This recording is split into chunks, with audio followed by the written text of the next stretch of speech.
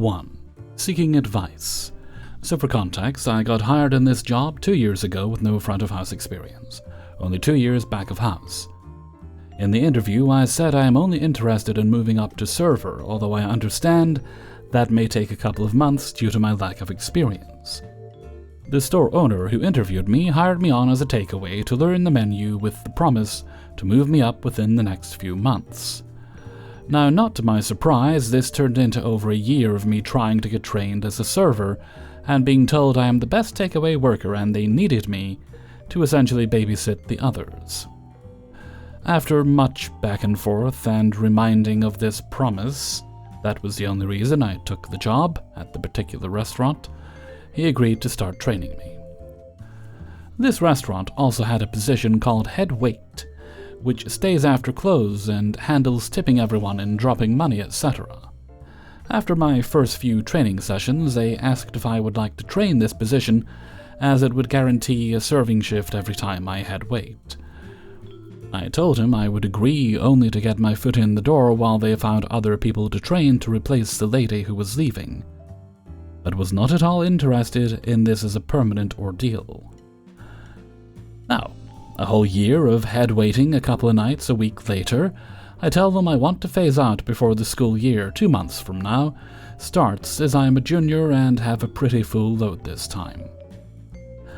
I was told there is no quitting head wait, only maybe going down to 1 night a week.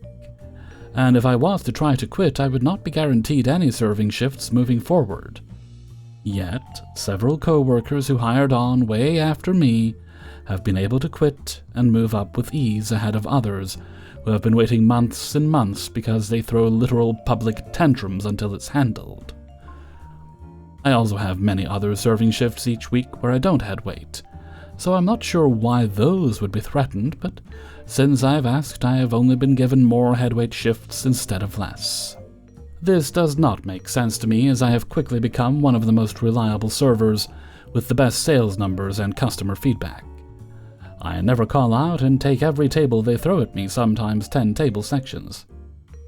But they can accept transfer servers all the time that somehow barely know how to do their job even though they claim years of experience. 8 to 10 servers were let go after a month or so. I'm not sure what to do. This is my favorite job I've worked so far, but every time they need to accommodate me being sick, going to a funeral, changed schedule for classes, I'm met with the "you should be grateful you made it this far" attitude. It takes weeks of back and forth to ever get things that were already promised to me months ago. I ask for very little from management, but simply do not have the time or energy to be staying till 1 a.m. after school on weekends, while my husband works 7 a.m. to 6 p.m. This feels illegal, almost like they're bullying me into not trying because they know I'm nice and don't like confrontation, but I refuse to literally fight my managers or sacrifice my life outside of work time and time again for a literal minimum wage position that most restaurants have managers do anyway. Hellfreezer's note: sounds like you've gotten yourself a good bit of experience as a server now, so it should be easier, hopefully, for you to get a job elsewhere. You say it's the best job you've had? There are better. There are infinitely better. You're just not being treated well there. So, as I often say here, keep the job for now, but be actively looking for somewhere else, and as soon as you get it, jet. If you're required to give a notice, give them a notice. If not, run. 2. We have keys who are basically shift leads and are there to help be a support for our managers. The keys will be able to touch for the managers, comp off items, and overall help make the store run more smoothly, and in a timely manner. I have never had any problems myself with our keys, but have heard from one other person they can tend to bully the ones they don't like. About 2 weeks ago, I was bartending to help out. Our original bartender had to leave 2 hours early. I'm a server, but do once in a blue moon bartend to help out. I let everyone know that I am not a strong bartender, nor do I bartend enough to actually know the correct amount of liquor to put in each drink. I know what goes in them, but I do look at our cheat sheet to know the exact pour. I always welcome help, and I am never afraid to ask for it. It was Saturday the 8th. I came in early to bartend from 3 p.m. to 5 p.m. I had 4 tables on floor, and the left side of the bar full, and the right side of the bar half full. My key, Amy, said she was coming back to help me. I saw her go to the right side of the bar, so I went to the left. While I was making drinks, I hear my right side of the bar saying, "Hey, can we get a Miller? Excuse me." I look over to Amy, and she is doing dishes. I want to add we are not out of any dishware. The last thing I needed was the dishes done. After I was done checking out my guests, the people on the left were all together at first, but decided to split it after seeing the price. It took me a minute to get everything separated. I immediately went to the right side of the bar, where I was met with angry customers. They said they were leaving because they were ignored and that I need to get a different job. On their way out, one man said we just wanted a Miller Lite to play games. Amy had already left the bar. I went to my service manager, repeating what happened. He had us sit down and talk this out. Amy said that they are my customers and they needed to see my face. She said that because this isn't her tip, she is there to support us. To her, that means clearing plates, washing dishes, telling us what the customers said they need for us to go get them. To me, in order for you to tell me what the customer needs, you need to talk to them, not ignore them. The conversation did not go anywhere. Amy is very close to our AGM. My service manager told me, "This is too big for me. Go to our GM with it." I did.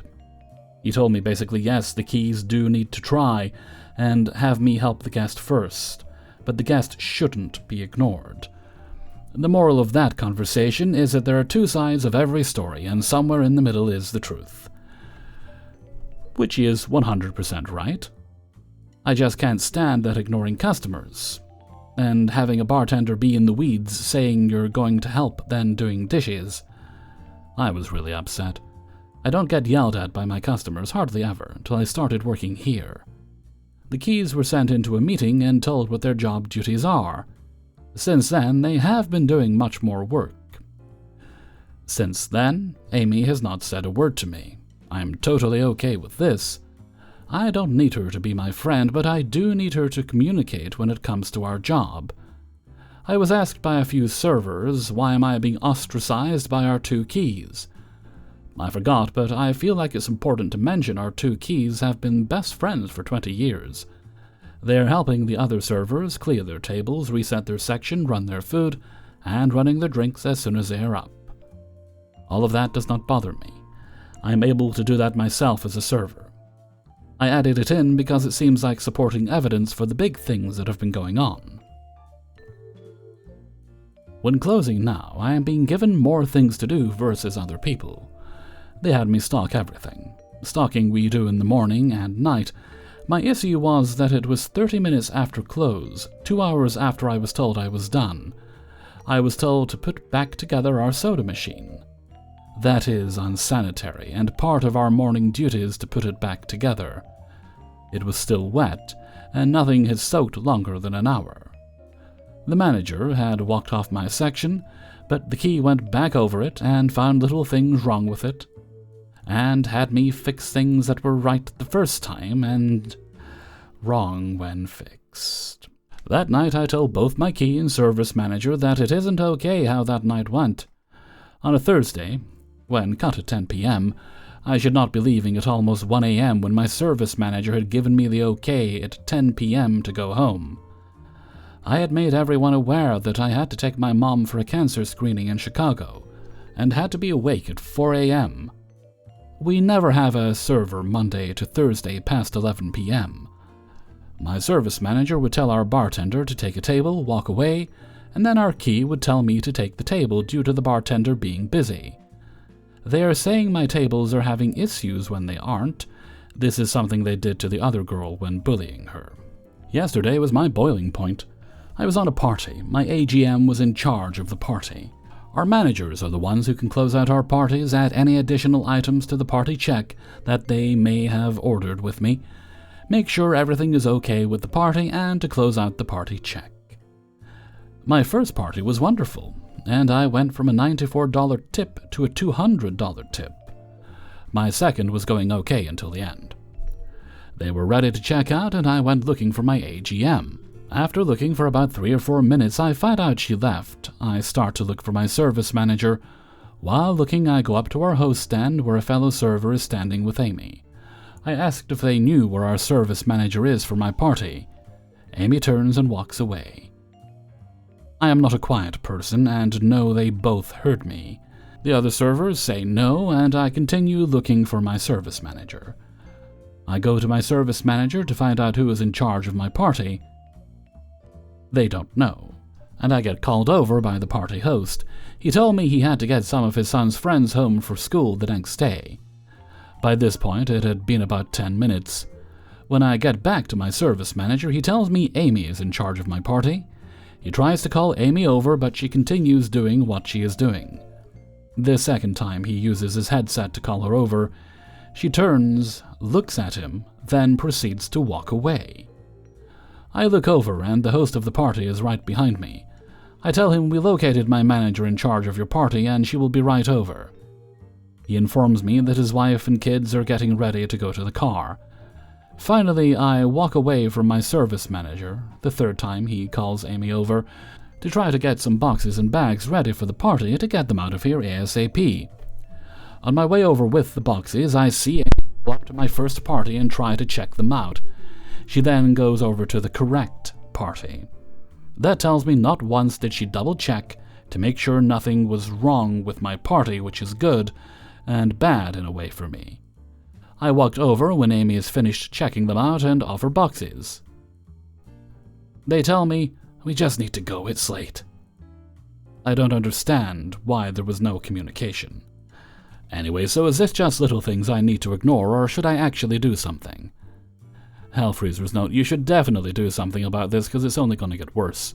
She's disrespecting actual managers, for crying out loud. The problem is, whenever you try to get someone to take on a manager's position and manager's responsibilities without giving them the pay or the position, you get people like Amy. Not always, but all too often. So document, and when you have enough, go to whoever's in charge. And if they won't do anything, go over their head. I wish you luck with it. 3. I serve at a golf course. Very nice place. The members are all rich. We are at their beck and call and treat them like kings type of vibe. I worked a double yesterday. Morning was pretty busy, but went well. Then around 2, I served a private party of 20 people for a cute little baby's baptism. It was on the 2nd floor. We serve out of the 1st floor restaurant. So I was running back and forth up and down stairs for 4 hours. Brutal. But overall, fun party and a nice family. Cool. Great day. On to night shift. We had a 12-top reserved in the restaurant for a birthday. They requested to sit at the only row of tables next to a wall of windowed doors facing the golf course. Nice view. Another 7-top table in the back corner window facing. Then bar in the middle and big area of 12 tables on the other side of the room with no windows. So now you know the layout needed for context. We had 2 or 3 tables sitting on the other side of the room. Then the outside patio, 3 or 4 tables seated. Rain starts picking up. Are you following? Thunderstorm, big boom, and the entire block's power goes out. Lightning struck a transformer on the street and knocked out everything. Apparently, we don't have any type of backup generator, or however that would work. It was like 95 yesterday in Pennsylvania, so as soon as the AC cuts off, the place starts heating up, and the entire restaurant is dark. Kitchen is pitch black, phone flashlights everywhere. Some members take their drinks outside, but then the wind and the rain get so heavy, it's knocking all of the place settings off the tables. Everyone has to go back inside. I had a couple that had gotten their appetizers, but they were waiting for their entrees. And I had to be like, "Hey guys, so sorry, but I don't know if you're going to be getting those entrees tonight, as we don't know when we will be getting power back." This guy is like, "Surely you can stick my pizza in a Stonefire oven? That's not electric." Sir, nobody can see anything in the kitchen. It would be a hazard for anybody to continue cooking food. Within like 10 minutes, the restaurant is filled and nobody knows what's going on. For the next hour it was frantic activities of cleaning and damage control, and talking to members about how crazy that was, and getting them drinks that they probably won't be paying for, until they decided they were ready to stop watching the show. The show was us, servers and staff, all not knowing what the protocol was for this type of thing, and leave. It probably took another hour for every member to leave the building, so we could finally go into full cleaning mode. Empty glasses had to be stacked on the bar dirty because we couldn't run the dishwasher. There were probably 150 glasses, dismal sight. Even formerly clean table had to be wiped and reset because everyone took their sweaty drinks and sat at every table. Then we rolled silverware in the dark, sorted out all the paperwork of stuff we couldn't do in the computer system, and raided the employee freezers for all the ice cream before it melted and went to waste. Can't end the post without a shout-out to all the guys in the kitchen last night who had to act quickly to make sure all the food got properly saved, as the kitchen temperature was climbing to 100 degrees Fahrenheit. Then the chefs getting in the dish pit and helping with the piles and piles and piles of dirty dishes that still had to be sprayed and sorted. I have the best back-of-house staff. 4. Just happened like not even an hour ago to one of our servers. It was ridiculous. I work in a popular local sports bar, little hole in the wall, known for great food and a good crowd. I work all over the place as a host, server, and expo, so I hear and see everything. It starts with Lady A walking in. It was slow at that moment, and I am expo this night, so I was just chatting up front with one of the hosts until I was needed in the kitchen. Lady A walks in. This permanently annoyed or constipated look on her face. She's maybe in her 60s or 70s. The host greets her, as she says she's meeting her sister who might already be here. The host lets her know they aren't sure if she's here yet, but that she can check. Lady A stares, that constipated look getting stronger, not saying a word. The host asks her if she's meeting someone, and Lady A says, looking confused, "Yes, my sister. Is she here?" And the host repeats themselves that she can check to make sure she's there. Awkward. Lady A looks annoyed but shuffles off to look, sees sister Lady B and their 2 grandkids, and sits down at their table. Appetizers. And so it begins. They got a couple small salads, and I always make sure the salads are still good before sending them out. These ones were just made, everything fresh in it. The server takes the salads out. Within 2 minutes, she's back with one of the salads. She says that Lady A wants a small Caesar salad instead of a house salad. She said Lady A looked at it for a second and said she didn't like the look of it, and to take it back and get her a Caesar. Whatever, I guess. Weird, but who cares? Dinner. Their meal arrives. Lady B, with her meal, gets mashed potatoes and steamed veggies. The server returned immediately with the veggies. She said that the veggies hadn't even hit the table, and Lady B didn't even look at it. It said, "The veggies are overcooked. Send them back and bring me new ones." The veggies looked great. The head cook, been cooking for a long time, took a look and said they were fine. So what does he do? He gets a different bowl for the veggies and puts the same ones in a new bowl, just rearranged them a little, because seriously, they were not overcooked whatsoever. And Lady B didn't even actually look at them. The veggies are returned to the table. Lady B then sends her mashed potatoes back, saying they're the worst she's ever had, and that she wants a baked potato instead. Everything else is fine. Dessert. They stop our busboy, by then it had gotten busy, to have him wipe off their whole table for dessert. The kids hadn't complained the whole time, just these 2 ladies. Checkout. It's now slowed down for the time, so I'm up front chatting for a minute when Lady B comes over, hands on her hips. She goes, "Get our waitress, we want to check out and she's been gone for far too long." Kinda rude, but I wasn't doing anything at that moment and got her. Server said she was just there a minute ago. She would go after she finished taking an order for a table. The whole time both ladies are standing around, annoyed looking at the table and blocking the walkway. Lady A comes over and demands I get her a bag for her food, and I get it. They leave, finally, and complain to the host that everything except for their actual meals themselves were terrible, and that everyone was so rude and annoyed with them for no reason. Yeah, they complained about everything. 5. At my restaurant, brunch place opens 7 a.m. to 3 p.m. I float between hosting, serving, and being a server assistant. Today I was scheduled as a host. For a Wednesday, it got pretty busy. Occasionally, I had to put on a wait of between 5 to 10 minutes, which again isn't normal for a Wednesday, but it's the day before 4th of July, so we had a lot of larger families come in. Anyways, during one of the pops around noon, I had this older couple come in aged around 60s and request a booth. During our busy rushes, it's protocol to save our booths for parties of 3 or more, since they are limited and sit 2 to 1 tops at a smaller table. Pretty standard. I informed them that unfortunately I wouldn't be able to give them a booth because A, we're fully sat, and they'd have to wait a few minutes anyways for a table, but it would be a smaller one, not a booth unless they were okay with waiting a much longer time, aka until the rush was over, which could have been well over an hour because we can't technically say no, just have them wait if they desperately want it. Usually guests say, "Oh no, whatever's available is fine, we don't want to wait that long." This couple said it's fine, and they'd take what's next available. Perfect. After a short 10-minute wait, I bring them over to their 2-top table and let them know their server would be with them shortly. The usual hostess bit, and walk back to my station. When I get back to my station, a family of 4 walks in, and I let them know I can get them sat in a few minutes. I just had to make sure our busser was finished cleaning off the only booth that was available for them.